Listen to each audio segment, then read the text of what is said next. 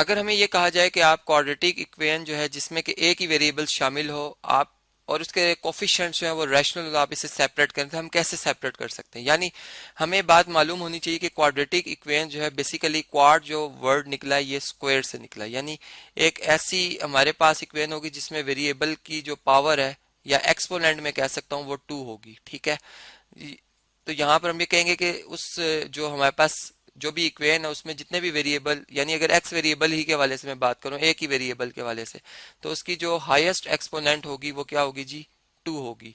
तो ये हमारे पास जो है वो क्या कहलाएगी जी, ये हमारे पास डिग्री 2 की पोलिनोमियल इक्वेशन कहलाएगी।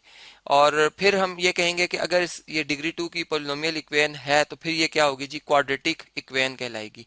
अब ये तो बात होगी क्वाड्रेटिक इक्वेशन की। फिर हम देखेंगे कि क्या इसके साथ, यानी अगर हम एक्स स्क्वायर की बात करते हैं तो इसके साथ जो एक नंबर मल्टीप्लाई हो रहा है क्या वो हमारे पास रैशनल नंबर है या नहीं। जैसे अगर हम एक्स स्क्वायर के साथ देखें तो 3 लिखा हुआ है जो एक रैशनल नंबर है। इसी तरह -5 को देखें तो ये भी एक रैशनल नंबर है, और फिर +6 को देखें तो ये भी रैशनल नंबर। इन तीनों रैशनल नंबर है, तभी हम ये कहेंगे कि वाकई ये हमारे पास एक क्वाड्रेटिक इक्वेशन है और इसके जो कोफिशिएंट्स हैं वो क्या है जी, रैशनल है।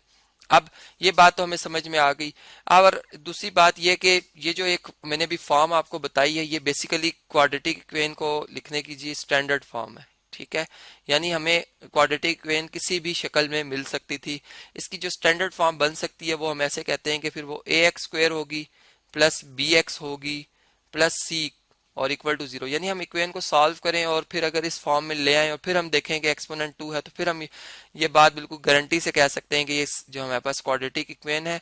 और फिर वेरिएबल की तादाद भी हम गिन लें कि 1 वेरिएबल है या इसमें कितने वेरिएबल शामिल है। तो और साथ ही एक बात आपकी इंफॉर्मेशन में कि यहाँ पर जो कोफिशिएंट ऑफ एक्स स्क्वायर होगा यानी a, ये 0 नहीं हो सकता। बाकी तमाम वैल्यूज 0 हो सकती है, यानी b भी 0 हो सकता है, c भी 0 हो सकता है और कोई भी रियल नंबर हो सकता है, लेकिन a भी कोई भी रियल नंबर हो सकता है लेकिन 0 के अलावा। क्योंकि अगर ये 0 हो जाएगा तो फिर ये हमारे पास सेकंड डिग्री इक्वेशन नहीं रहेगी। तो ये हमने फर्स्ट देख ली कि हमारे पास क्वाड्रेटिक इक्वेशन है।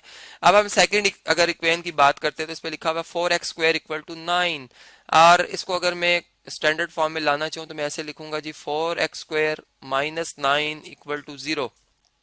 अब हम देख रहे हैं कि इसमें एक टर्म मिसिंग है, यानी इसमें अगर मैं इसको इस तरह से लिखूं तो ये मेरे पास लिखी हुई है जी 4x स्क्वायर प्लस, चूंकि इसमें x वेरिएबल की मौजूदगी नहीं है तो मैं कहूंगा 0 टाइम्स x। ठीक है, यानी 0 उसकी मौजूदगी और फिर -9 इक्वल टू 0।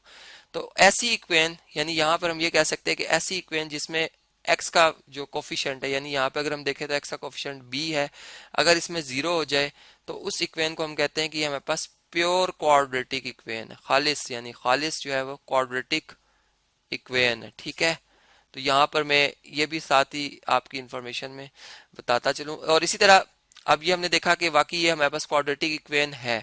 और फिर दूसरी बात कि इसके अगर कोफिशिएंट्स को भी देख लिया जाए साथ ही तो ये भी हमारे पास, अगर इसको चलें स्टैंडर्ड फॉर्म में लाया जाए तो -9 बनता है जो कि वाकई एक रैशनल नंबर है। तो फिर दोनों लिहाज से हम ये कहेंगे कि ये हमारी कंडीशन को फुलफिल कर रहा है।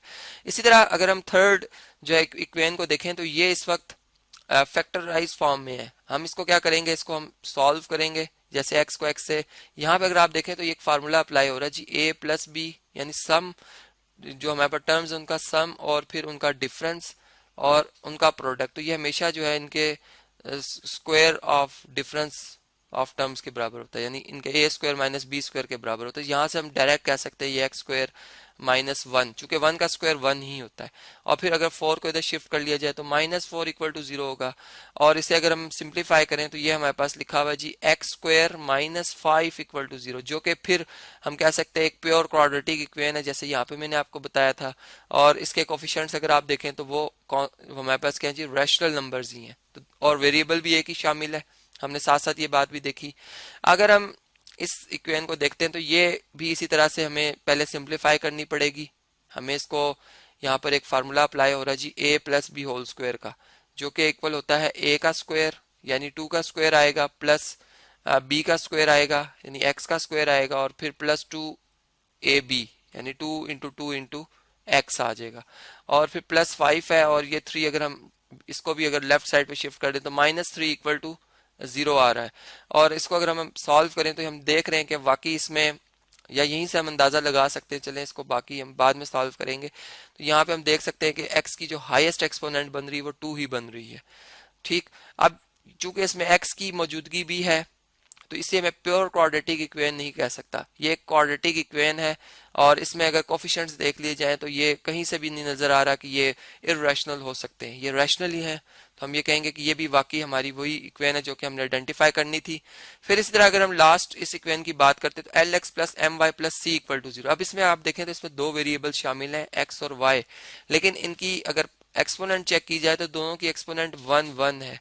इसलिए इसे मैं, ये पॉलिनोमियल इक्वेशन है डिग्री 1 की, इसमें दो वेरिएबल शामिल हैं, लेकिन मैं इसे जो है वो क्वाड्रेटिक इक्वेशन के तौर पर नहीं रख सकता, इसलिए मैं इसे क्रॉस कर दूंगा। इसी तरह अगर हम इस इक्वेशन की हम बात करते हैं तो ये हमारे पास कौन सी इक्वेशन है जी, अब ये इक्वेशन नहीं है। यहाँ पे अगर हम देखें तो बराबर का साइन ही नहीं आ रहा, यानी इक्वालिटी होनी चाहिए थी इक्वेशन के लिए। अगर यहाँ पे बराबर का साइन होता तो ये क्वाड्रेटिक इक्वेशन थी, लेकिन इस वक्त चूंकि बराबर का साइन नहीं है तो हम ये कहेंगे कि एक इन इक्वेशन है। ठीक है, तो इस तरह से हमने जो है इसको, चले हम क्रॉस करेंगे जी।